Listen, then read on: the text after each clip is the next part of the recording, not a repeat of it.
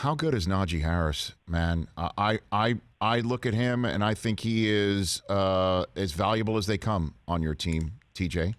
What's it like to see him up close and personal, maybe practice against him? We spoke to your teammate Cameron Hayward earlier this week. He says he doesn't like it. He didn't like it one bit during the training camp season at all. That's the nice thing that I missed. I didn't have to go up against him, but I was able to see from afar all the one-handed catches and just, in college you always see the running backs that no matter where you are in the football field, they always finish their run through the end zone. And so you always think that's kind of a little extra and doing too much, but a guy like that, he just really wanted to get his conditioning in, and no matter where we were on the field, over at Heinz Field during training camp, the number one thing that always stuck out to me was he would run the ball into the end zone every single rep that he had, and that was just one of those things that stuck out as to what kind of person he is, the type of preparation he's willing to put into being a great player, and nothing's really surprised me as far as the success that he's had. And he's also a big guy, tough to get down. I'm glad he's on our team. Yeah, and it also looks like he gives you a little bit more rest, right? And he keeps Ben more upright. Ben is, he keeps Ben a little bit more untouched, clean.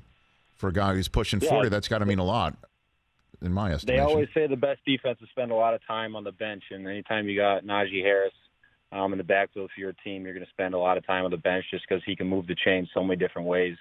Whether it's in the pass game or, like you say, picking up pass pro or obviously rushing on the ground as well. A couple more things I want to ask you, TJ Watt, here prior to Monday Night Football on the Rich Eisen Show. I loved your coach's response to the rumor or the fact that he was on the USC wish list. I just loved what Mike Tomlin was saying. Never say never, but never. The whole business about there's not enough of a booster check large enough for me. How did that hit you, TJ Watt, the rest of your teammates? I've heard his analogies and the way that he speaks for the past 5 years now, and the number one thing that I've always admired about Coach Tomlin is his transparency with all of his players and obviously with the media too, like you guys saw. And that's why guys gravitate to him and his coaching style.